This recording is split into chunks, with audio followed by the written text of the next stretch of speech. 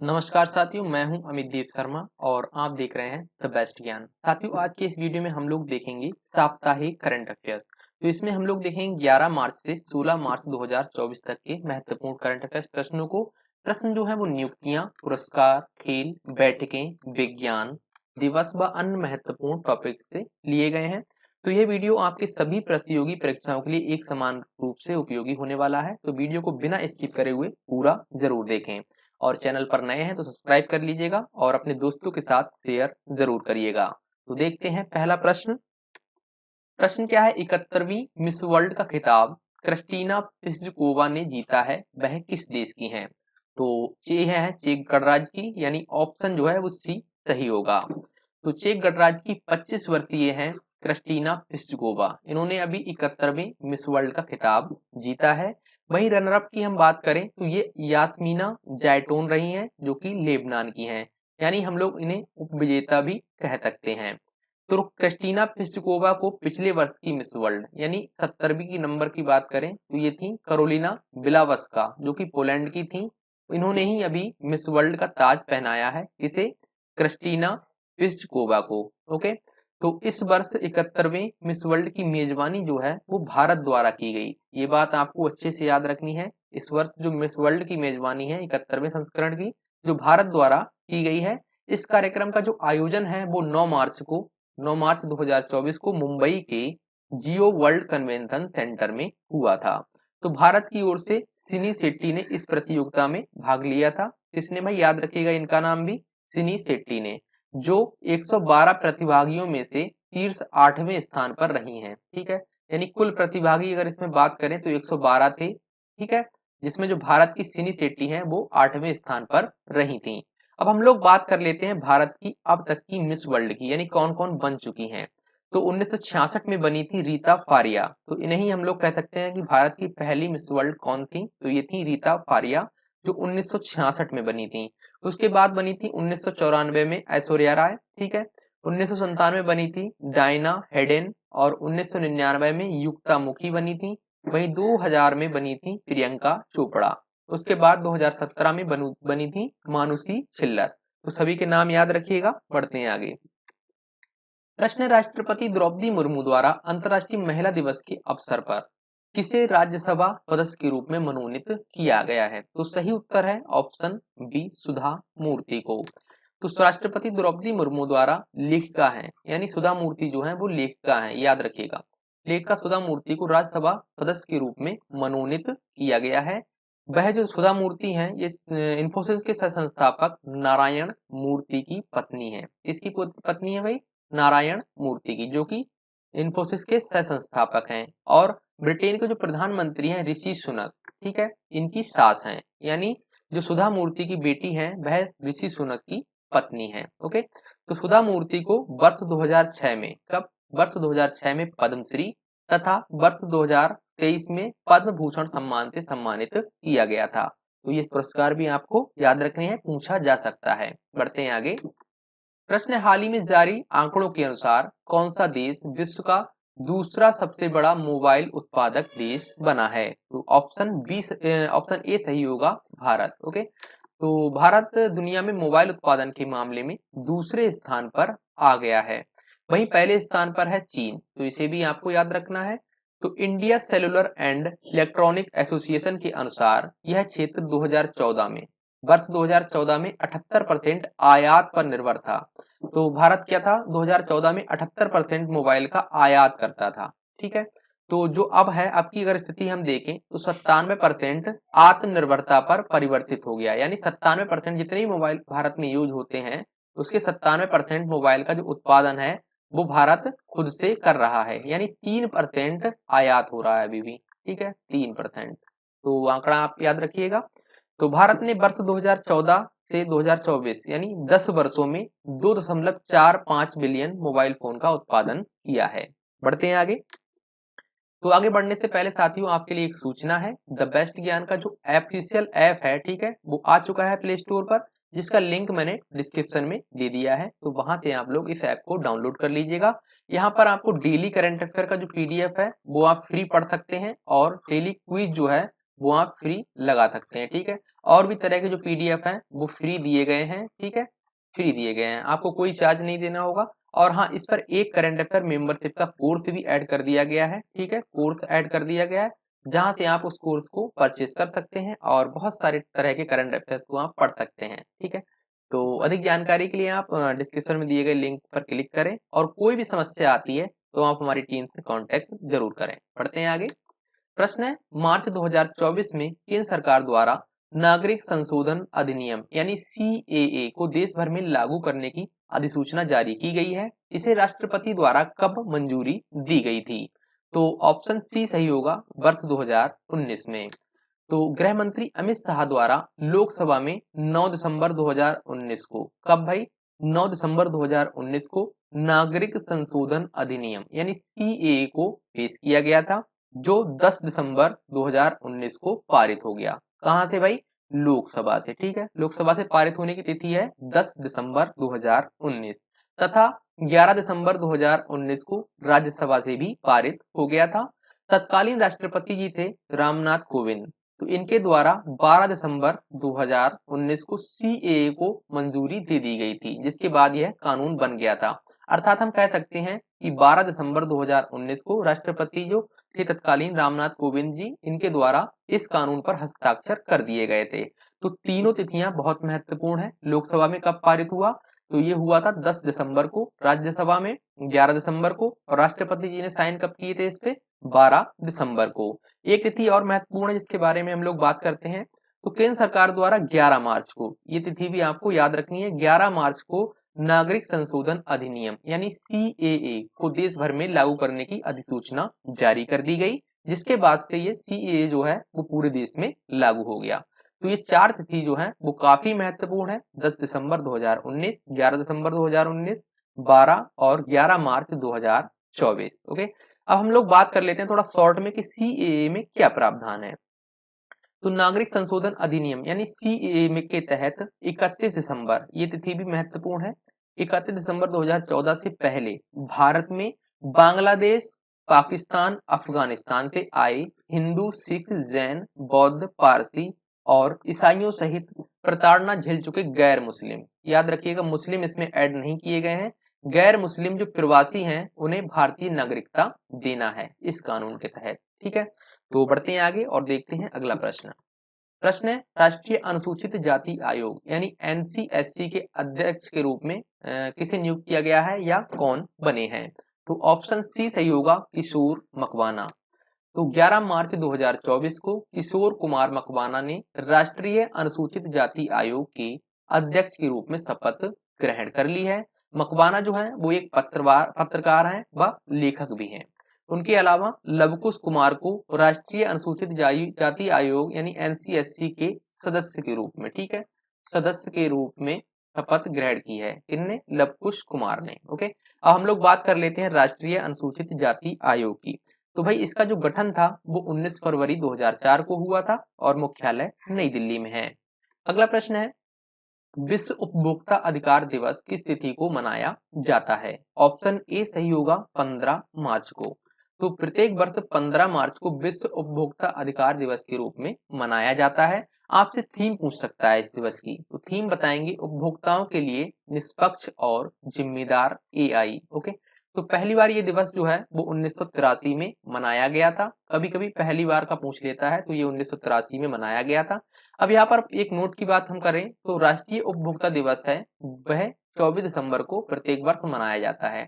तो इस तो बात हो रही है विश्व उपभोक्ता अधिकार दिवस की, ठीक है, जो मनाया जाता है 15 मार्च को, और राष्ट्रीय उपभोक्ता दिवस आपसे पूछ लिया जाए तो ये 24 दिसंबर को मनाया जाता है।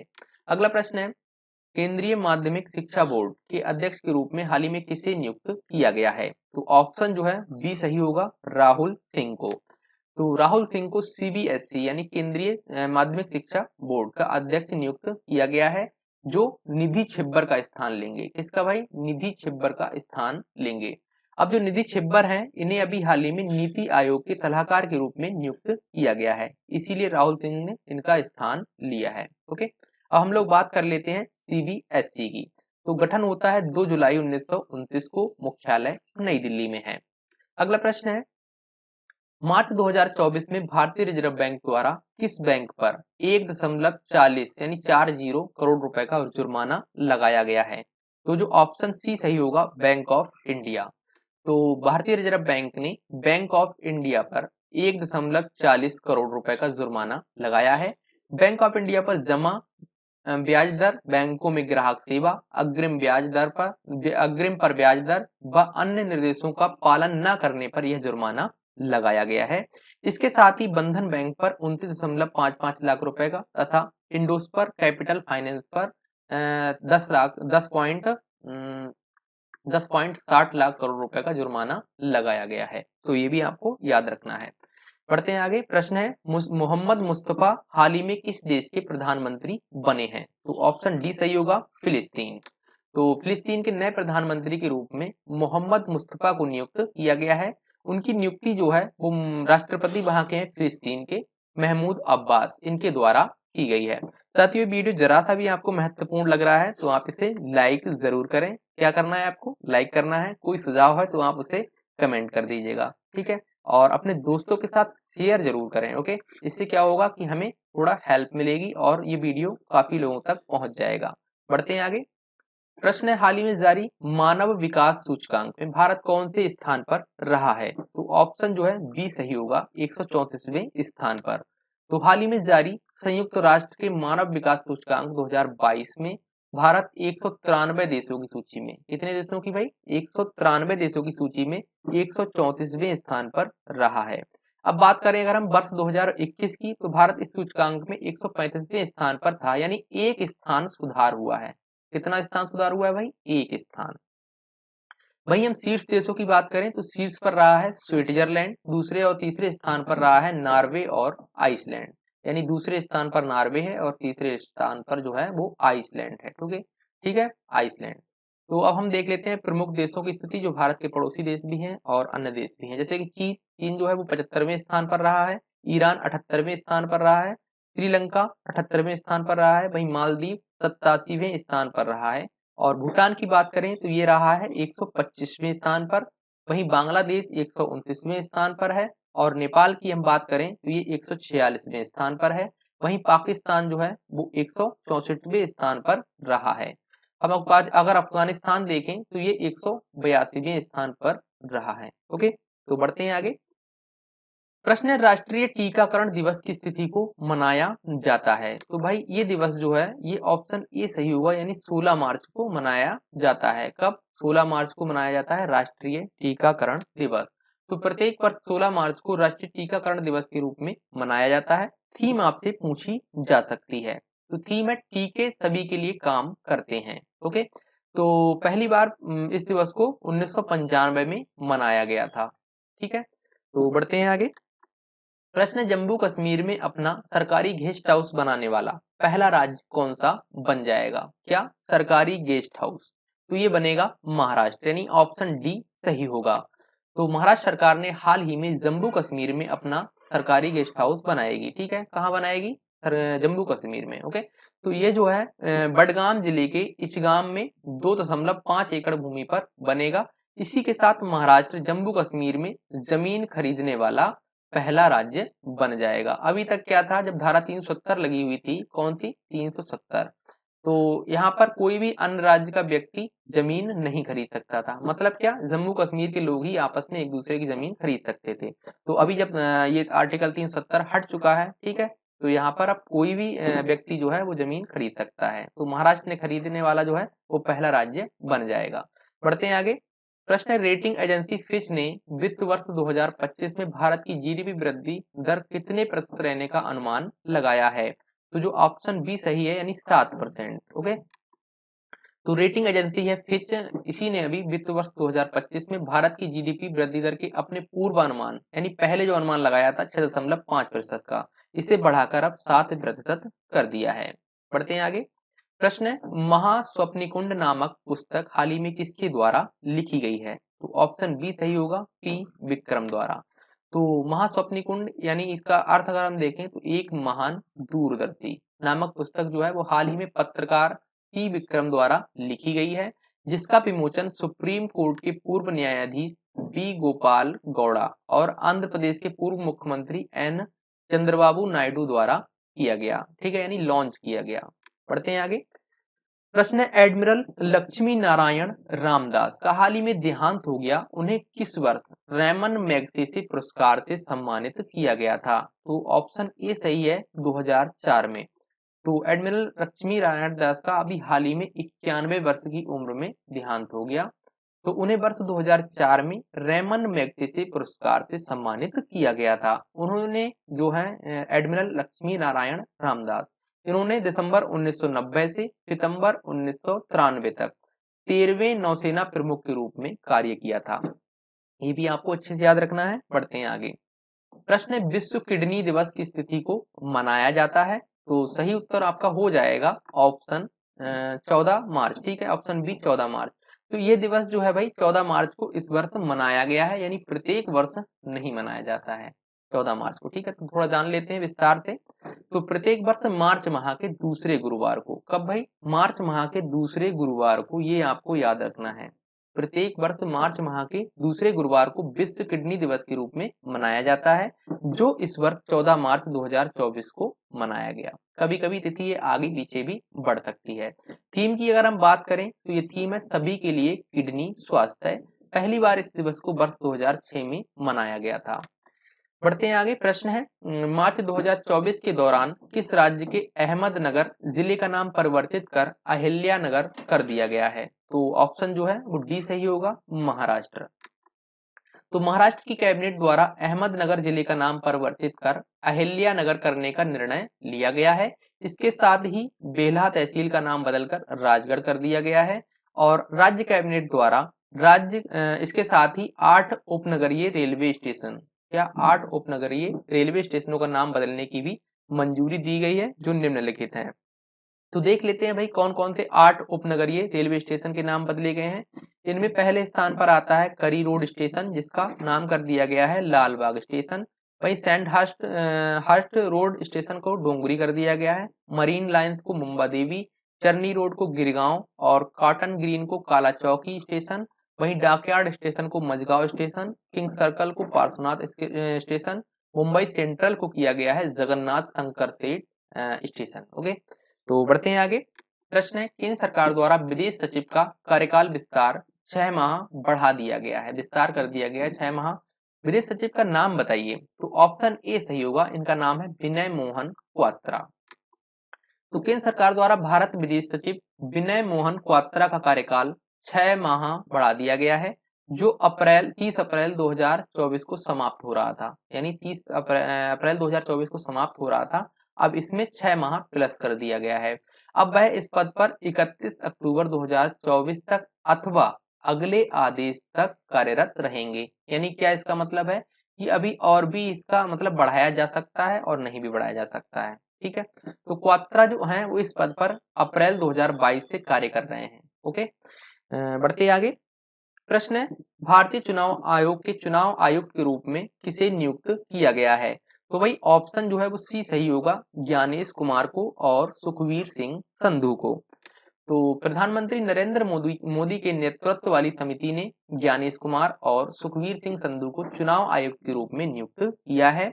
भारतीय चुनाव आयोग में मुख्य चुनाव आयुक्त के अलावा जो एक मुख्य चुनाव आयुक्त होते हैं और उनके अलावा 2 अन्य चुनाव आयुक्त होते हैं, जिनकी नियुक्ति जो है वो प्रधानमंत्री के नेतृत्व वाली समिति की सिफारिश पर राष्ट्रपति जी के द्वारा की जाती है। तो बात कर लेते हैं हम लोग चुनाव आयोग की। स्थापना इसकी 25 जनवरी 1950 को हुई थी, इसीलिए प्रत्येक वर्ष 25 जनवरी को मनाते हैं हम लोग राष्ट्रीय मतदाता दिवस। कौन सा दिवस मनाते हैं भाई? राष्ट्रीय मतदाता दिवस। तो ये दिवस अच्छे से याद रखिएगा, कई बार एग्जाम्स में पूछा गया है। ठीक है, तो इसका मुख्यालय जो है चुनाव आयोग का ये नई दिल्ली में है और मुख्य चुनाव आयुक्त आपसे पूछे जा सकते हैं, तो ये है अभी राजीव कुमार। और 2 अन्य चुनाव आयुक्त के नाम भी याद रखिएगा, कौन कौन बने हैं अभी? ज्ञानेश कुमार और सुखवीर सिंह संधू। ओके, बढ़ते हैं आगे। प्रश्न है, मार्च 2024 में अहमदाबाद क्षेत्र के विकास के लिए भारत ने एडीबी यानी एशियाई डेवलपमेंट बैंक के साथ कितनी राशि का ऋण समझौता किया है? तो ऑप्शन डी सही होगा, $181 मिलियन। तो भारत सरकार ने गुजरात के अहमदाबाद क्षेत्र के विकास के लिए एशियाई विकास बैंक यानी एडीबी के साथ 181 मिलियन डॉलर के ऋण समझौते पर हस्ताक्षर किए हैं। ठीक है, तो विकास के लिए किए गए हैं, भारत ने ये ऋण लिया है एडीबी से। ठीक है, तो हम लोग देख लेते हैं एशियाई विकास बैंक के बारे में। तो इसकी स्थापना जो है वो 19 दिसंबर 1966 को हुई थी। मुख्यालय मनीला फिलीपींस में है और अध्यक्ष की हम अगर बात करें तो ये मासात्सुगु अनाकरण है। ओके, अनाकरण नहीं, असाकावा। ठीक है, असाकावा, ये थोड़ा मिस्टेक से टाइपिंग हो गया है, मात्सुगु असाकावा। ओके, तो बढ़ते हैं आगे। प्रश्न है, मॉरिशस विश्वविद्यालय द्वारा डॉक्टरेट की मानद उपाधि से हाल ही में किसे सम्मानित किया गया है? तो भाई ये सम्मानित किया गया है राष्ट्रपति द्रौपदी मुर्मू जी को, यानी ऑप्शन जो है वो सी सही होगा। तो राष्ट्रपति द्रौपदी मुर्मू को मॉरिशस विश्वविद्यालय द्वारा 12 मार्च को, भाई कब, 12 मार्च को डॉक्टर ऑफ सिविल लॉ, ये भी याद रखने की आवश्यकता है आपको, डॉक्टर ऑफ सिविल लॉ की मानद उपाधि से सम्मानित किया गया है। राष्ट्रपति द्रौपदी मुर्मू 3 दिवसीय राजनयिक दौरे पर मॉरिशस गई थी, जिन्होंने 14 मार्च को मॉरिशस में एक राष्ट्रीय दिवस कार्यक्रम में भी मुख्य अतिथि के रूप में भाग लिया था। बढ़ते हैं आगे। प्रश्न है, पीएम सूरज पोर्टल का शुभारंभ, कौन सा पोर्टल की बात हो रही है भाई? पीएम सूरज पोर्टल का शुभारंभ हाल ही में किसके द्वारा किया गया है? तो भाई ये प्रधानमंत्री नरेंद्र मोदी जी द्वारा किया गया है, ऑप्शन बी सही होगा। तो प्रधानमंत्री नरेंद्र मोदी जी द्वारा 13 मार्च को, कब, 13 मार्च 2024 को प्रधानमंत्री सामाजिक उत्थान और रोजगार आधार जन कल्याण यानी पीएम सूरज राष्ट्रीय पोर्टल का उद्घाटन किया गया है। इसके माध्यम से सामाजिक उत्थान रोजगार पर आधारित जन्म कल्याण के लिए बनाया गया है। ओके, पढ़ते हैं आगे। प्रश्न है, रणजी ट्रॉफी का खिताब हाल ही में किसने जीता है? तो ये जीता है मुंबई ने, यानी ऑप्शन ए सही होगा। तो मुंबई ने विदर्भ को 169 रनों से हराकर रणजी ट्रॉफी 2024 जीती है। फाइनल मैच का जो आयोजन है वो 14 मार्च 2024 को मुंबई के वानखेड़े स्टेडियम में हुआ था।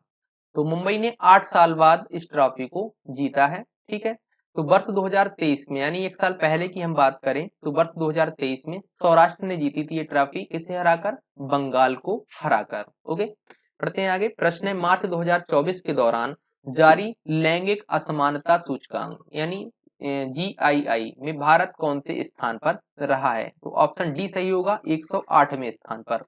तो हाल ही में जारी लैंगिक असमानता सूचकांक 2022 में भारत 193 देशों की सूची में 108वें स्थान पर रहा है। इससे पहले यानी वर्ष 2021 की हम बात करें तो भारत जो है वो 191 देशों में 122वें स्थान पर था। ठीक है, अगला प्रश्न है, एक राष्ट्र एक चुनाव पर बनी समिति, किस पर भाई? एक राष्ट्र एक चुनाव पर बनी समिति ने अपनी रिपोर्ट हाल ही में राष्ट्रपति जी को सौंप दी है। इस समिति के अध्यक्ष कौन है? तो ऑप्शन सी सही है, रामनाथ कोविंद जी। तो साथियों ये जो प्रश्न है ना काफी महत्वपूर्ण होने वाला है आपके आगे आने वाले एग्जाम्स के लिए। ठीक है, तो इस समिति के अध्यक्ष हैं रामनाथ कोविंद जी। तो पूर्व राष्ट्रपति हैं रामनाथ कोविंद जी। इनकी अध्यक्षता में एक राष्ट्र एक चुनाव पर बनी समिति ने राष्ट्रपति द्रौपदी मुर्मू को 14 मार्च 2024 को अपनी रिपोर्ट सौंप दी है। इस समिति द्वारा पंचायतों, विधानसभाओं और संसद के लिए त्रिस्तरीय एक साथ चुनाव की सिफारिश की गई है। इस समिति ने सुझाव दिया है, क्या सुझाव दिया है? लोकसभा और राज्यसभा चुनाव एक साथ होने चाहिए। ठीक है, इस समिति का ये सुझाव है। और फिर नगर पालिका और पंचायत चुनाव, कौन से भाई? नगर पालिका और पंचायत चुनाव 100 दिनों के भीतर कराए जाने चाहिए, ये भी इसने कहा है, इसने समिति ने। ठीक है, तो रिपोर्ट के अनुसार एक साथ मतदान से विकास प्रक्रिया और सामाजिक एकजुटता को बढ़ावा मिलेगा, यह लोकतांत्रिक की नींव को गहरा करेगा, ये भी इस रिपोर्ट में लिखा गया है। पैनल ने एक साथ चुनाव कराने के लिए संविधान के 5 अनुच्छेदों में संशोधन की सिफारिश भी की है और त्रिशंकु सदन की स्थिति में नई लोकसभा राज्यसभा के लिए अवतीर्ण अवधि के लिए अविश्वास प्रस्ताव या नया चुनाव कराया जाना चाहिए। काफी सारे प्रस्ताव दिए हैं, जो मेन थे मैंने बता दिए हैं। ठीक है, तो इतने आपके लिए एग्जाम्स के लिए काफी महत्वपूर्ण है, इन्हें तो याद रखने की आवश्यकता है ही। बाकी और पढ़ सकते हैं तो और भी इंटरनेट पर अवेलेबल है, वहां से पढ़ सकते हैं। ओके, तो बढ़ते हैं आगे। थोड़ा अब हम देख लेते हैं समिति के बारे में, यानी समिति जो गठित हुई थी, सिफारिश की तो बात हम लोग कर चुके हैं, अब समिति को देख लेते हैं। तो सरकार द्वारा यानी भारत सरकार द्वारा 2 सितंबर 2023 को पूर्व राष्ट्रपति रामनाथ कोविंद की अध्यक्षता में एक राष्ट्र एक चुनाव की संभावनाओं को तलाशने के लिए एक समिति का गठन किया गया था, जिसने अभी रिपोर्ट सौंपी है। ठीक है, तो इस समिति में गुलाम नबी आजाद, अमित शाह, NK सिंह, सुभाष कश्यप, संजय कोठारी और हरीश साल्वे सदस्य हैं। कानून मंत्री अर्जुन राम मेघवाल समिति में विशेष आमंत्रित सदस्य थे, तो ये भी आपको याद रखना है। अब बढ़ते हैं और देख लेते हैं अगला प्रश्न। प्रश्न है, कपिल देव प्रसाद का हाल ही में देहांत हो गया, उन्हें किस वर्ष पद्मश्री सम्मान से सम्मानित किया गया था? तो ऑप्शन ए सही होगा, वर्ष 2023 में, यानी पिछले वर्ष ही सम्मानित किया गया था। तो कपिल देव प्रसाद का हाल ही में देहांत हो गया, उन्हें वर्ष 2023 में यानी पिछले वर्ष ही पद्मश्री सम्मान से सम्मानित किया गया था। उन्होंने 52 बूटी कला, कौन सी कला भाई? 52 बूटी कला को अंतरराष्ट्रीय स्तर पर पहचान दिलाने का कार्य किया था तथा उनका संपूर्ण जीवन जो है वो हथकरघा और बाबा बूटी साड़ियों की कला को संरक्षित और बढ़ावा करने के लिए समर्पित रहा। अगला प्रश्न देखते हैं, धूम्रपान निषेध दिवस की तिथि को मनाया जाता है? तो भाई ऑप्शन सी सही होगा, 13 मार्च को। तो प्रत्येक वर्ष मार्च माह के दूसरे बुधवार को, ये चीज आपको याद रखनी है, प्रत्येक वर्ष मार्च माह के दूसरे बुधवार को धूम्रपान निषेध दिवस के रूप में मनाया जाता है, जो इस वर्ष 13 मार्च को मनाया गया। इस तिथि को मतलब आगे पीछे भी हो सकती है कि दूसरा बुधवार जो है तिथि किसी भी तिथि को पड़ सकता है। तो इस दिवस को मनाने का जो उद्देश्य अगर हम आपसे बताएं तो ये है तंबाकू के उपयोग के हानिकारक प्रभावों के बारे में लोगों को जागरूक करना। पहली बार इस दिवस को 1984 में मनाया गया था। बढ़ते हैं आगे। प्रश्न, जस्टिस सत्येंद्र कुमार सिंह को किस राज्य का लोकायुक्त नियुक्त किया गया है? तो भाई सही उत्तर होगा ऑप्शन सी, मध्य प्रदेश। तो जस्टिस सत्येंद्र कुमार सिंह को मध्य प्रदेश का लोकायुक्त नियुक्त किया गया है।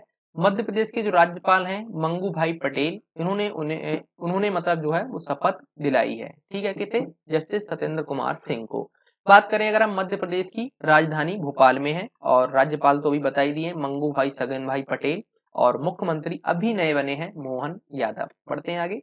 प्रश्न, सिपरी द्वारा जारी रिपोर्ट के अनुसार वर्ष 2019 से 23 की अवधि के दौरान हथियार आयात करने के मामले में कौन सा देश शीर्ष पर रहा है? तो भाई ऑप्शन ए सही होगा, भारत। भारत जो है वो मतलब हथियार जो है आयात करने के मामले में विश्व में शीर्ष पर रहा है। ठीक है, तो स्टॉकहोम इंटरनेशनल पीस रिसर्च, इसे हम लोग शॉर्ट में बोल देते हैं सिपरी, इसी के द्वारा जारी नवीनतम आंकड़ों की रिपोर्ट के अनुसार भारत जो है वो वर्ष 2019-23 की अवधि के दौरान हथियार आयात करने के मामले में शीर्ष पर रहा है। ये आपको याद रखना है। वर्ष 2014 से 18 की अवधि की तुलना में हथियार आयात करने में 4.7% की वृद्धि देखी गई है भारत में। ठीक है, 2018 के बाद से जो हथियार खरीदे हैं 23 तक, उसमें 4.7% की वृद्धि देखी गई है। वहीं दूसरे स्थान पर जो है वो सऊदी अरब रहा है और तीसरे स्थान पर कतर है। चौथे स्थान की बात करें तो ये यूक्रेन रहा है। ठीक है, हथियार आयात करने के मामले में। अगर हम बात करें हथियार निर्यात करने की, तो हथियार निर्यात करने की तो इसमें शीर्ष पर रहा है अमेरिका और दूसरे स्थान पर रहा है फ्रांस। ठीक है, ये बात हो रही निर्यात करने की मामले में। ठीक है, तो दूसरे स्थान पर फ्रांस रहा है। हम बात करें अगर स्टॉकहोम इंटरनेशनल पीस रिसर्च, यानी जिसे हम लोग बोलते हैं सिपरी, तो इसकी स्थापना जो है वो 9 मई 1966 को होती है। मुख्यालय स्टॉकहोम स्वीडन में है और इसके अध्यक्ष अगर आपसे पूछ लें तो ये है डैन स्मिथ। बढ़ते हैं आगे। प्रश्न, शोधकर्ताओं द्वारा किस देश में 8 आंखों वाले बिच्छू की नई प्रजाति की खोज की गई है? तो ऑप्शन बी सही होगा, थाईलैंड। तो थाईलैंड के कैंग क्रंचन नेशनल पार्क में शोधकर्ताओं ने 8 आंखों वाले बिच्छू की खोज की है। इस प्रजाति का जो नाम है वो कार्पियोप्स क्रंचन रखा गया है, यानी इस नेशनल पार्क का भी नाम इसमें जोड़ दिया गया है, तो नाम याद रखिएगा। बात करें अगर हम थाईलैंड की राजधानी बैंकॉक में है, मुद्रा थाई बात है और यहाँ की जो राष्ट्रपति हैं वो है श्रीता थाविसेन। बढ़ते हैं आगे। प्रश्न है, प्रतिगर आर्किटेक्चर पुरस्कार 2024 रिकेन यामामोटो, नाम याद रखिएगा, रिकेन यामामोटो ने जीता है, वह किस देश के हैं? तो ये है जापान के। तो जापान के वास्तुकार हैं। ये पुरस्कार जो है वो वास्तुकला का शीर्ष पुरस्कार है और इन्हें दिया जाता है। ठीक है, तो जापान के वास्तुकार हैं रिकेन यामामोटो। इन्होंने अभी हाल ही में प्रतिगर आर्किटेक्चर पुरस्कार 2024 जीता है। यह पुरस्कार वास्तुकला के क्षेत्र का सर्वोच्च पुरस्कार है, जैसा कि मैंने अभी थोड़ी देर पहले बताया है, सर्वोच्च पुरस्कार है, जिसे वास्तुकला का नोबेल पुरस्कार भी कहा जाता है। ऐसा प्रश्न आया भी है आपके एग्जाम्स में, तो पूछ सकता है किस पुरस्कार को वास्तुकला का नोबेल पुरस्कार भी कहा जाता है। तो नाम बताएंगे भाई, प्रित्ज़कर आर्किटेक्चर पुरस्कार। ओके, तो इस पुरस्कार की शुरुआत आपसे अगर पूछ ले तो ये 1979 में हुई थी, J.A. प्रित्ज़कर और उनकी पत्नी सिंडी द्वारा की गई थी। ठीक है, तो यह पुरस्कार जो है वो केवल जीवित वास्तुकार को प्रदान किया जाता है, यानी मरणोपरांत नहीं दिया जाता है। बात करें अगर हम जापान की, राजधानी टोक्यो में है, मुद्रा येन है, प्रधानमंत्री हैं फुमियो किशिदा। बढ़ते हैं आगे। प्रश्न है, हाल ही में किस देश के पहले फ्यूचर लैब्स का उद्घाटन किया गया है? हाल ही में देश के पहले फ्यूचर लैब्स का उद्घाटन कहां पर किया गया है? तो ऑप्शन जो है वो सी सही होगा, तिरुवनंतपुरम में। तो केंद्रीय मंत्री हैं राजीव चंद्रशेखर, इन्हीं के द्वारा सीडैक तिरुवनंतपुरम में भारत के पहले फ्यूचर लैब्स सेंटर का उद्घाटन किया गया है। यह सेंटर अगली पीढ़ी के, कब भाई, अगली पीढ़ी के चिप डिजाइन, निर्माण और अनुसंधान के लिए एक परिवेश को बढ़ावा देगा। अगला प्रश्न है, आईसीसी द्वारा किसे फरवरी 2024 माह के लिए, किसे भाई फरवरी 2024 माह के लिए ICC men's player of the month के रूप में चुना गया है? तो ऑप्शन ए सही होगा, यशस्वी जायसवाल।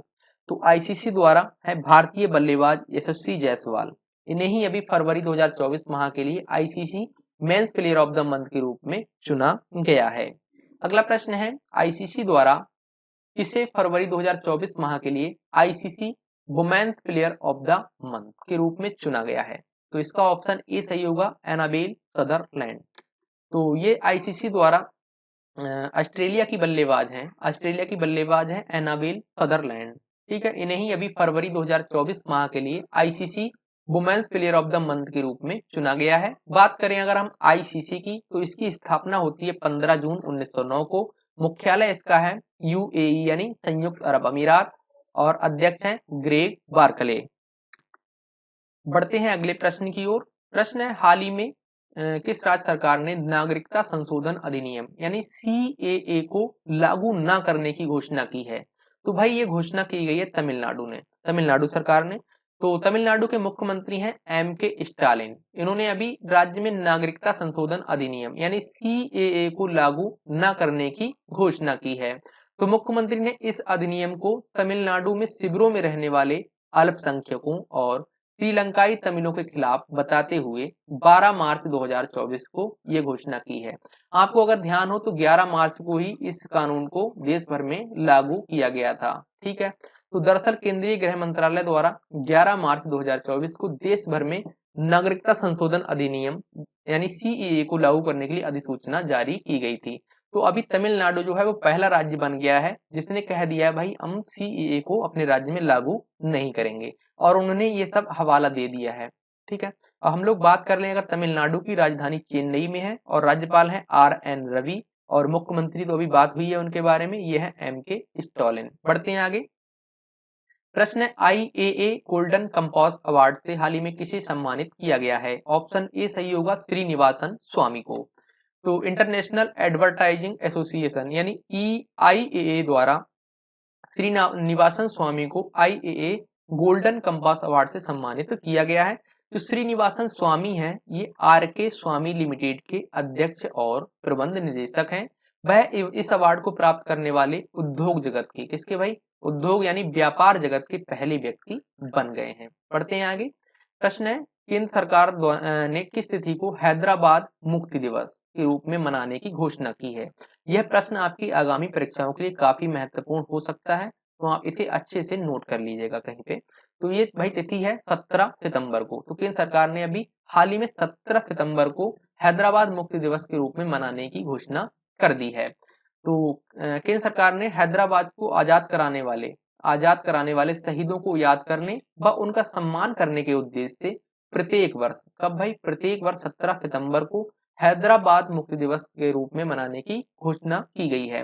दरअसल क्या हुआ था कि 17 सितंबर 1948 को हैदराबाद की आजादी के लिए ऑपरेशन पोलो शुरू किया गया था। कौन सा ऑपरेशन भाई? ऑपरेशन पोलो शुरू किया गया था, जिसके तहत यह क्षेत्र निजाम के शासन से मुक्त हुआ था। तो आपको ये लाइन दोनों है जो अच्छे से याद रखनी है। कब ऑपरेशन पोलो शुरू किया गया था? ये 17 सितंबर 1948 को, और किसके शासन से मुक्त हुआ था हैदराबाद? निजाम के शासन से। बढ़ते हैं आगे। प्रश्न, हरियाणा के नए मुख्यमंत्री के रूप में हाल ही में किसने शपथ ग्रहण की है? तो ऑप्शन ए सही होगा, नायब सिंह सैनी ने। तो हरियाणा के नए मुख्यमंत्री के रूप में नायब सिंह सैनी ने शपथ ग्रहण की है। वह हरियाणा में भाजपा के प्रदेश अध्यक्ष हैं और कुरुक्षेत्र सीट से लोकसभा सांसद भी हैं। इससे पहले मनोहर लाल खट्टर जी जो थे वो यहाँ के मुख्यमंत्री थे। उनकी सहयोगी पार्टी जेपीपी से गठबंधन टूटने के बाद उन्होंने अपने पद से इस्तीफा दे दिया था। किसने भाई? मनोहर लाल खट्टर जी ने।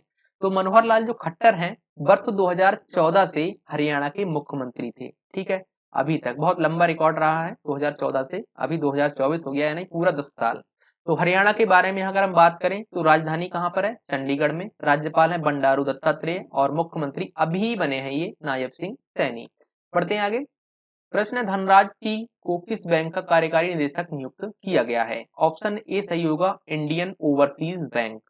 तो धनराज टी को इंडियन ओवरसीज बैंक का कार्यकारी निदेशक नियुक्त किया गया है। उन्हें 10 मार्च 2024 से अगले 3 वर्ष के लिए इस पद पर नियुक्त किया गया है। बात कर लें अगर हम इंडियन ओवरसीज बैंक की, इसकी स्थापना 10 फरवरी 1937 को होती है। मुख्यालय चेन्नई में है और इसके वर्तमान में एमडी एंड सीईओ हैं अजय श्रीवास्तव। बढ़ते हैं आगे। प्रश्न है, गोरसम कोरा महोत्सव का आयोजन हाल ही में किस राज्य में हुआ? तो ऑप्शन डी सही होगा, अरुणाचल प्रदेश में। तो अरुणाचल प्रदेश के तवांग जिले में। कहां पर भाई? अरुणाचल प्रदेश के तवांग जिले के जेमीथांग में 7 से 10 मार्च 2024 के दौरान गोरसम कोरा महोत्सव का आयोजन हुआ।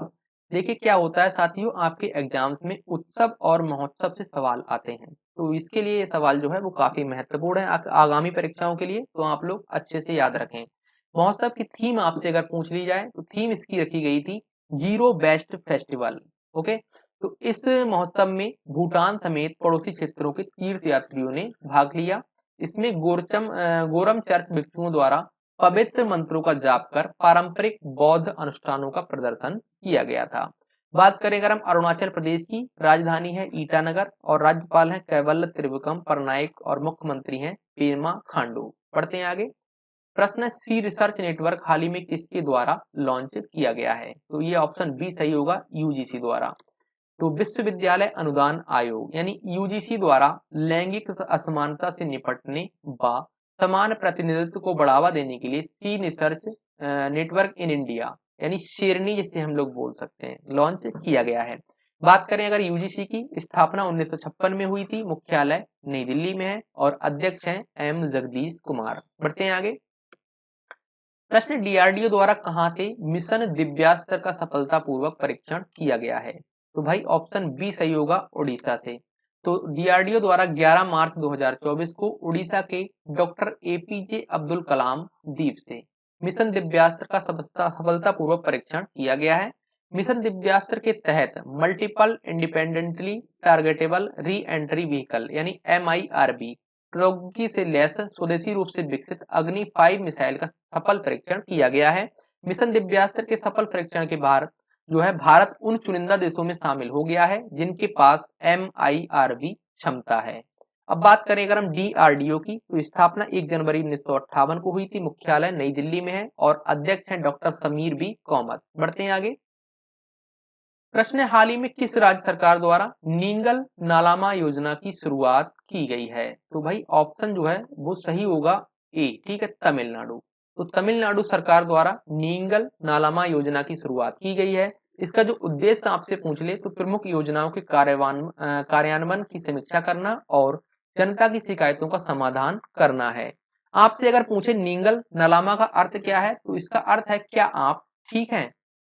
तो अब बात कर लेते हैं हम लोग तमिलनाडु की, राजधानी चेन्नई में है, राज्यपाल हैं RN रवि और मुख्यमंत्री हैं MK स्टालिन। बढ़ते हैं आगे। प्रश्न, हाल ही में केंद्रीय सतर्कता आयुक्त के रूप में किसे नियुक्त किया गया है? तो भाई इन्हें नियुक्त किया गया है AS राजीव को। तो राष्ट्रपति द्रौपदी मुर्मू द्वारा AS राजीव को केंद्रीय सतर्कता आयुक्त के रूप में नियुक्त किया गया है। 11 मार्च 2024 को उन्होंने पद और गोपनीयता की शपथ ग्रहण की है। किसने भाई? AS राजीव ने। बात करें अगर हम केंद्रीय सतर्कता आयोग की, इसकी स्थापना 1964 में हुई थी के संथानम समिति की सिफारिश पर। याद रखिएगा किसकी सिफारिश पर? के संथानम समिति की सिफारिश पर। मुख्य सतर्कता आयुक्त हैं प्रवीण कुमार श्रीवास्तव और इसका जो वैधानिक दर्जा इसे दिया गया था वो दिया गया था वर्ष 2003 में। बढ़ते हैं आगे। प्रश्न है, भारत के सबसे तेज स्वदेशी रूप से विकसित IP-MPLS राउटर को किसके द्वारा लॉन्च किया गया है? ऑप्शन बी सही होगा, अश्वनी वैष्णव जी द्वारा। तो केंद्रीय संचार, इलेक्ट्रॉनिक्स और रेल मंत्री हैं अश्वनी वैष्णव। इन्हीं के द्वारा बेंगलुरु में भारत के सबसे तेज IP-MPLS राउटर को लॉन्च किया गया है। इस राउटर की क्षमता जो है वो 2.4 TDPS है, जो स्वदेशी रूप से निर्मित है। साथियों, मुझे पता है कि अभी तक आपने इस वीडियो को लाइक नहीं किया है। भाई क्यों नहीं किया है? तो इतनी मेहनत कर रहा हूं तो आप लोग इस वीडियो को लाइक जरूर कर दीजिएगा, ठीक है। एक लाइक करने में आपका कुछ नहीं जाएगा, कोई चार्ज नहीं लगता है। और अगर कोई सुझाव है तो उसे आप कमेंट करिएगा, उसमें अगर इस वीडियो में कुछ सुधार करने की आवश्यकता है तो वो भी किया जाएगा, ठीक है।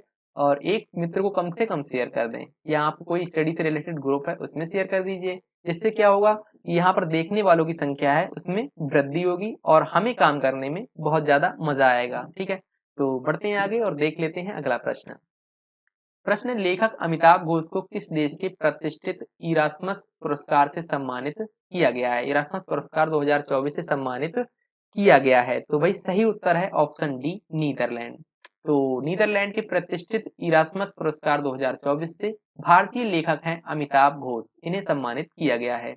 यह पुरस्कार जो है वो नीदरलैंड के प्रीमियम इरास्मियस फाउंडेशन द्वारा प्रदान किया जाता है। उन्हें यह पुरस्कार जलवायु संकट को उजागर करने के लिए प्रदान किया गया है।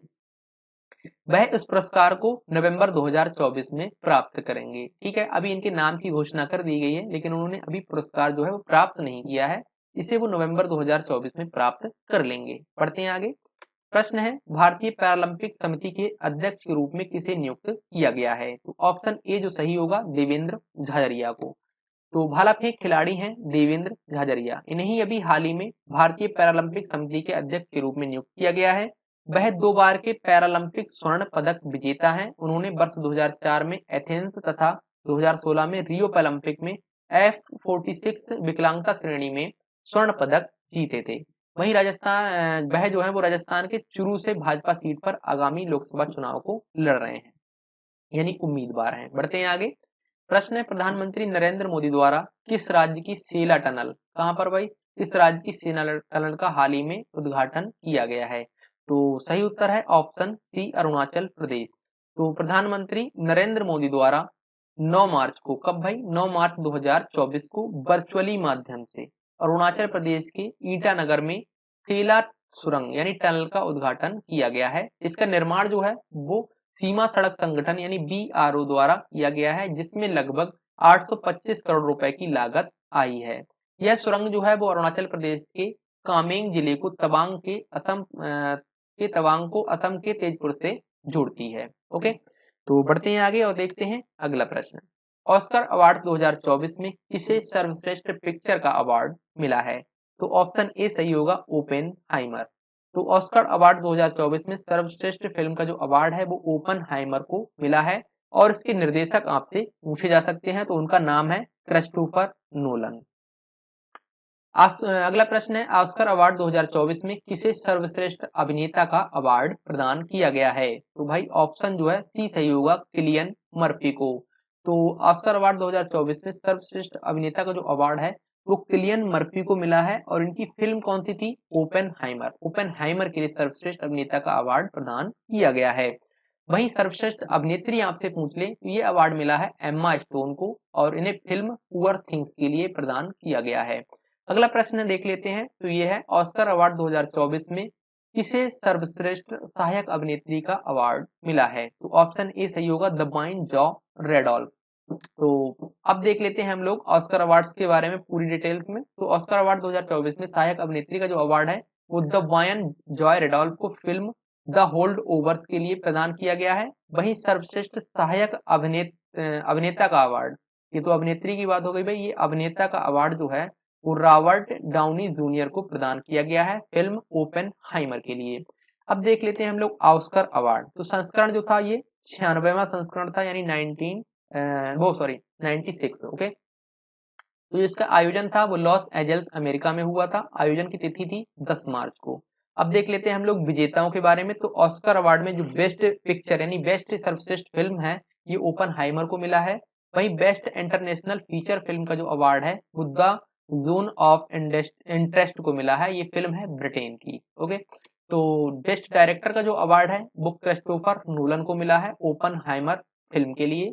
बेस्ट एक्ट्रेस का जो अवार्ड है वो एम्मा स्टोन को मिला है, फिल्म है इनकी पुअर थिंग्स के लिए। ठीक है, वही बेस्ट एक्टर यानी बेस्ट अभिनेता का जो अवार्ड है वो किलियन मर्फी, ठीक है यहाँ पर गड़बड़ हो गया है, किलियन मर्फी को मिला है ओपनहाइमर फिल्म के लिए। वही बेस्ट एक्टर यानी सपोर्टिंग में सहायक अभिनेता की बात करें तो ये रॉबर्ट डाउनी जूनियर को मिला है ओपनहाइमर फिल्म के लिए। वहीं बेस्ट एक्ट्रेस सपोर्टिंग यानी सहायक अभिनेत्री का अवार्ड जो है वो डिवाइन जॉय रेडोल्फ को मिला है द होल्ड ओवर मतलब फिल्म के लिए। ठीक है, वहीं हम बात करें अगर बेस्ट डॉक्यूमेंट्री फीचर फिल्म की तो ये 20 डेज इन मैरियोपोल के लिए मिला है बॉबी वाइन को। ठीक है, वहीं बेस्ट डॉक्यूमेंट्री शॉर्ट फिल्म का जो अवार्ड है वो मिला है द लास्ट रिपेयर सॉ के लिए। वहीं बेस्ट कॉस्ट्यूम डिजाइन की बात करें तो ये पुअर थिंग्स को मिला है, पुअर थिंग्स के लिए मिला है होली बेडिंगटन को। और बात करें अगर बेस्ट फिल्म एडिटिंग की तो ये मिला है ओपेनहाइमर को। Best sound the zone of interest ये मिला है, बेस्ट साउंड ऑफ जॉन को लिए ये मिला है इंटरेस्ट को। ठीक है, वही बेस्ट विजुअल इफेक्ट का मिला है गॉडजिला को। वही बेस्ट सिनेमेटोग्राफी का मिला है ओपेनहाइमर फिल्म के लिए। बेस्ट हेयर एंड मेकअप का जो पुरस्कार है वो मिला है पुअर थिंग्स मूवी के लिए। बेस्ट ओरिजिनल सॉन्ग का जो अवार्ड है भी मिला है what was I made for, ये मिला है वॉर्बी को। ठीक है, और बेस्ट ओरिजिनल सॉन्ग स्कोर का अवार्ड जो है वो ओपेनहाइमर को मिला है। और यहाँ पर बात कर रहे हैं अगर हम बेस्ट एनिमेटेड शॉर्ट फिल्म की तो ये मिला है वॉर इज ओवर को। और बेस्ट अडेप्टेड स्क्रीन प्ले का अवार्ड जो है वो अमेरिकन फिक्शन को मिला है। वही बेस्ट ओरिजिनल स्क्रीन प्ले का अवार्ड जो है वो एनाटॉमी ऑफ द फॉल को प्रदान किया गया है। इसके बाद हम देखें तो बेस्ट एनिमेटेड फीचर फिल्म का जो अवार्ड है ये द बॉय एंड द को मिला है। बेस्ट प्रोडक्शन डिजाइन ये मिला है पुअर थिंग्स को। तो साथियों ये थे ऑस्कर अवार्ड जो मैंने शॉर्ट में जल्दी जल्दी से आपको बता दिए हैं। तो इसका आप लोग स्क्रीनशॉट ले लीजिएगा। ठीक है, स्क्रीनशॉट ले सकते हैं, यहाँ से शुरू करिए, ले लीजिएगा, इसका भी ले सकते हैं और इसका भी स्क्रीनशॉट ले लीजिएगा। अब हम लोग देखते हैं अगला प्रश्न। प्रश्न क्या है, प्रधानमंत्री नरेंद्र मोदी द्वारा कहाँ आध्यात्मिक अनुभव परियोजना का उद्घाटन किया गया है? तो ऑप्शन जो है वो डी सही होगा, चित्रकूट। तो मध्य प्रदेश के चित्रकूट में प्रधानमंत्री नरेंद्र मोदी द्वारा वर्चुअली माध्यम से आध्यात्मिक अनुभव परियोजना का उद्घाटन किया गया। इसी दौरान मोदी जी ने मध्य प्रदेश में लगभग 118 करोड़ 72 लाख रुपए की परियोजनाओं का शिलान्यास व उद्घाटन किया। बढ़ते हैं आगे। प्रश्न है, मिस वर्ल्ड ह्यूमैनिटेरियन अवार्ड से हाल ही में किस भारतीय महिला को सम्मानित किया गया है? तो ऑप्शन बी सही होगा, नीता अंबानी को। तो रिलायंस फाउंडेशन की चेयरपर्सन है नीता अंबानी। इन्हें अभी 71वें मिस वर्ल्ड अवार्ड समारोह में ह्यूमैनिटेरियन अवार्ड से सम्मानित किया गया है। उन्हें यह अवार्ड उनके द्वारा किए गए नेक कामों के लिए प्रदान किया गया है। तो अगला प्रश्न है, किस राज्य के माजुली मास्क निर्माण और माजुली पांडुलिपि को हाल ही में जीआई टैग प्रदान किया गया है? तो भाई ये जो उत्तर है सही होगा इसका ऑप्शन ए, ऑप्शन यहाँ पर डी सही होगा, असम। ठीक है, थोड़ा कंफ्यूजन था, तो यहाँ पर डी ऑप्शन जो है वो सही होगा, असम। ओके, तो असम के माजुली द्वीप के माजुली मास्क निर्माण तथा माजुली पांडुलिपि पेंटिंग को हाल ही में जीआई टैग प्रदान किया गया है, यानी जियोग्राफिकल इंडिकेशन टैग। अब यहाँ पर बात आई है माजुली की, तो माजुली जो है वो दुनिया का सबसे बड़ा नदी द्वीप है, ये बात आपको याद रखनी है। बढ़ते हैं आगे। प्रश्न है, आसिफ अली जरदारी हाल ही में किस देश के राष्ट्रपति बने हैं? तो ये ऑप्शन सी सही होगा, पाकिस्तान। ओके, तो आसिफ अली जरदारी जो है वो हाल ही में पाकिस्तान के 14वें नंबर के राष्ट्रपति बने हैं। उन्होंने अपनी प्रतिद्वंदी जो थे महमूद खान को 136 वोटों से हराया है। वह इससे पहले 2008 से 2013 के दौरान पाकिस्तान के 11वें राष्ट्रपति के रूप में कार्य कर चुके हैं। पढ़ते हैं आगे। प्रश्न है, अंतर्राष्ट्रीय महिला न्यायाधीश दिवस की तिथि को मनाया जाता है? तो भाई सही उत्तर हो जाएगा ऑप्शन ए, 10 मार्च को मनाया जाता है ये दिवस। तो प्रत्येक वर्ष लिंग समानता और महिला सशक्तिकरण के बारे में जागरूकता बढ़ाने के उद्देश्य से 10 मार्च को अंतर्राष्ट्रीय महिला न्यायाधीश दिवस के रूप में मनाया जाता है। हम देख लेते हैं जल्दी से यहाँ पर मार्च माह में मनाए गए प्रमुख दिवस। तो 1 मार्च को मनाया था हम लोगों ने शून्य भेदभाव दिवस। वहीं 1 मार्च को एक दिवस और मनाया था जो था विश्व नागरिक सुरक्षा दिवस। 3 मार्च को मनाया था विश्व वन्यजीव दिवस। 3 मार्च को ही और मनाया था विश्व श्रवण दिवस। 4 मार्च को मनाया था राष्ट्रीय सुरक्षा दिवस। 5 मार्च को मनाया था अंतर्राष्ट्रीय निरस्त्रीकरण और अवसाद जागरूकता दिवस। और 8 मार्च को मनाया था अंतर्राष्ट्रीय महिला दिवस। और 7 मार्च को मनाया था जन औषधि दिवस। ठीक है, तो बढ़ते हैं आगे। प्रश्न है अगला, जेम्स एंडरसन टेस्ट क्रिकेट में सबसे तेज 700 विकेट लेने वाले दुनिया के पहले तेज गेंदबाज बने हैं, वह किस देश के हैं? तो ये भाई हैं इंग्लैंड के। तो इंग्लैंड के तेज गेंदबाज हैं जेम्स एंडरसन। इन्होंने अभी टेस्ट क्रिकेट में 700 विकेट लेने वाले दुनिया के पहले तेज गेंदबाज बन गए हैं। बात करेंगे 700 विकेट लेने के मामले में, वह तीसरे गेंदबाज हैं। भाई यहाँ पर तेज गेंदबाज की बात हो रही, तेज गेंदबाज आपसे पूछा जाए तो ये पहले नंबर के हैं। वहीं तीसरे गेंदबाज बने हैं ऑल ओवर में। तो उनसे पहले दो जो हैं वो मुथैया मुरलीधरन जो कि 800 विकेट लिए थे, और स्पिनर हैं शेन वॉर्न। ठीक है, इन्होंने भी 708 विकेट लिए थे। तो ये जो दोनों गेंदबाज हैं ये स्पिनर हैं। ठीक है, और तेज गेंदबाज अभी बन गए हैं जेम्स एंडरसन। बढ़ते हैं आगे। प्रश्न है, एनएचपीसी के अध्यक्ष और प्रबंध निदेशक के रूप में हाल ही में किसे नियुक्त किया गया है? तो ऑप्शन ए जो सही होगा, राजेंद्र प्रसाद गोयल जी को। तो national hydro electric power corporation private limited के अध्यक्ष के रूप में नियुक्त किया गया है अभी राजेंद्र प्रसाद गोयल को। ठीक है, इससे पहले वित्त निदेशक थे इसी कंपनी में। ठीक है, बात करेंगे एनएचपीसी की, तो इसकी स्थापना 1975 को हुई थी। मुख्यालय फरीदाबाद हरियाणा में है। बढ़ते हैं आगे। प्रश्न है, हाल ही में किसके द्वारा पहले नेशनल क्रिएटर्स अवार्ड 2024 प्रदान किए गए हैं या वितरण किया गया है? तो ऑप्शन सी सही होगा, नरेंद्र मोदी जी द्वारा। तो नई दिल्ली के भारत मंडपम में, कहां पर भाई? नई दिल्ली के भारत मंडपम में 8 मार्च 2024 को प्रधानमंत्री नरेंद्र मोदी द्वारा पहले नेशनल क्रिएटर्स अवार्ड 2024 का वितरण किया गया। यह अवार्ड्स जो हैं वो 20 श्रेणी में कुल 23 लोगों को प्रदान किए गए। इनमें 3 जो हैं वो विदेशी लोग भी शामिल हैं। अवार्ड की सूची में हम लोग देख लेते हैं जल्दी जल्दी से। तो यहाँ पर celebrity creator of the year का जो अवार्ड है वो अमन गुप्ता को दिया गया है। वहीं दूसरा अवार्ड यहाँ पर न्यू इंडिया चैंपियन अवार्ड, ये दिया गया है अभी और न्यू को। ठीक है, और इसके बाद बेस्ट नैनो क्रिएटर्स का अवार्ड जो है वो दिया गया है पीयूष पुरोहित को। और इसके बाद बेस्ट माइक्रो क्रिएटर का अवार्ड जो है वो अरिदमन को दिया गया है। Best creator in gaming category ये दिया गया है निश्चय को। और इसके बाद best health and fitness creator ये अवार्ड दिया गया है अंकित बयानपुरिया को। इसके बाद best creator in education category ये दिया गया है नमन देशमुख को। और अगला अवार्ड है best creator in food category, ये दिया गया है कविता सिंह को। इसके बाद मोस्ट क्रिएटिव क्रिएटर पुरुष, ये पुरुष का अवार्ड जो है वो दिया गया है आरजे रौनक यानी बउआ को, आपने सुना होगा आरजे रौनक को। तो इसके बाद मोस्ट क्रिएटिव क्रिएटर महिला, ये अवार्ड दिया गया है श्रद्धा को। अब बात करें अगले अवार्ड की, तो यह है हेरिटेज फैशन आइकन, ये दिया गया है जहानवी सिंह को। इसके बाद स्वच्छता एम्बेसडर का अवार्ड जो है वो दिया गया है मल्हार कलाम्बे को। इसके बाद best creator in take category ये मिला है गौरव चौधरी को। और इसके बाद cultural ambassador of the year ये मिला है मैथिली ठाकुर को, जो कि गायिका हैं। ठीक है, इन्हें ये अवार्ड प्रदान किया गया है cultural ambassador of the year. और इसके बाद मिला है best creator for social change, ये मिला है जया किशोरी जी को। ठीक है, जो कथावाचक हैं। ठीक है, तो फेवरेट ग्रीन चैंपियन ये अवार्ड मिला है पंकति पांडे को। और ये डिस्ट्रप्टर ऑफ द ईयर ये मिला है रणबीर अल्लाहवादिया को पियर बाइप से। ठीक है, इसके बाद बेस्ट स्टोरी टेलर का अवार्ड जो है वो कीर्तिका गोविंदस्वामी को मिला है।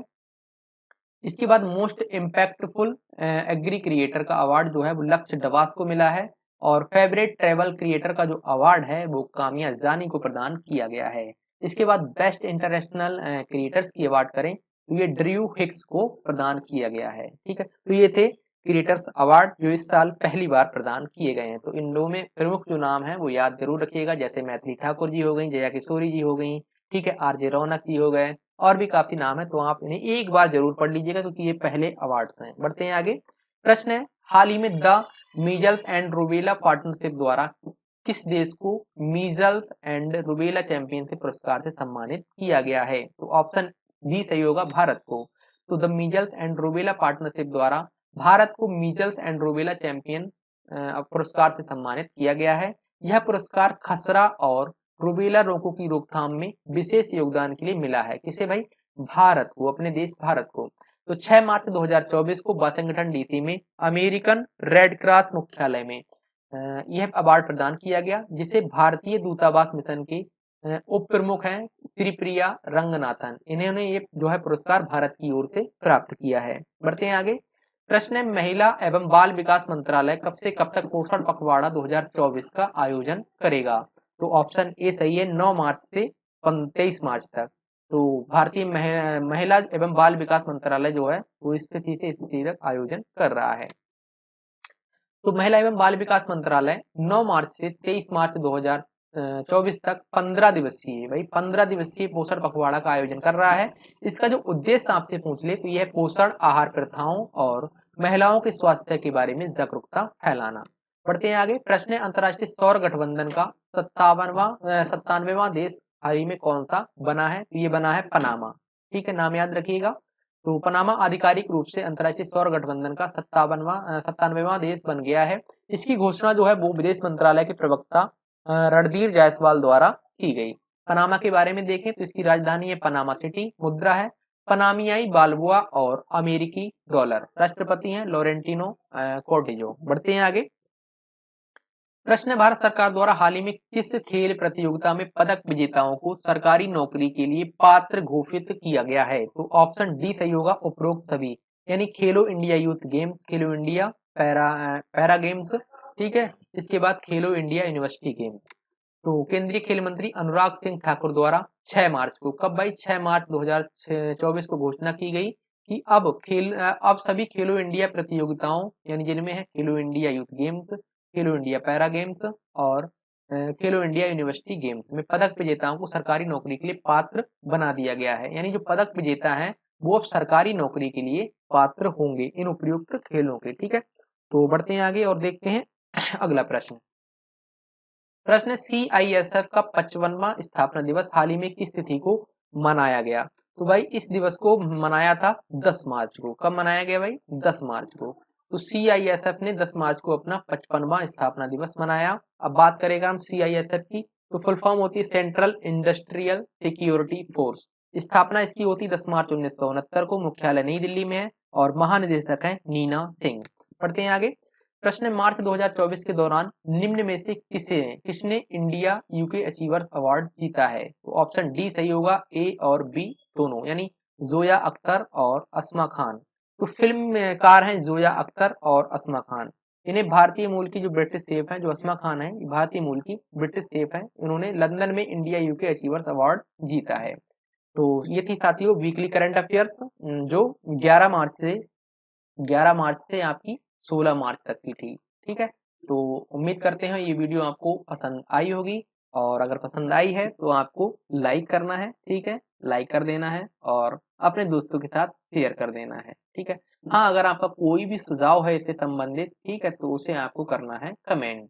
ठीक है, कमेंट बॉक्स ओपन है आप सभी के लिए, तो आप लोग कमेंट कर दीजिएगा और चैनल पर नए हैं तो सब्सक्राइब करके जाइएगा, क्योंकि इससे हमारे लिए थोड़ा सा फायदा होगा। अभी तो नहीं हो रहा है लेकिन आगे चल के होगा। तो हम लोग आपके लिए बेहतर करने का प्रयास कर रहे हैं। ऐप लॉन्च हो चुका है, तो ऐप आप जरूर डाउनलोड कर लीजिएगा।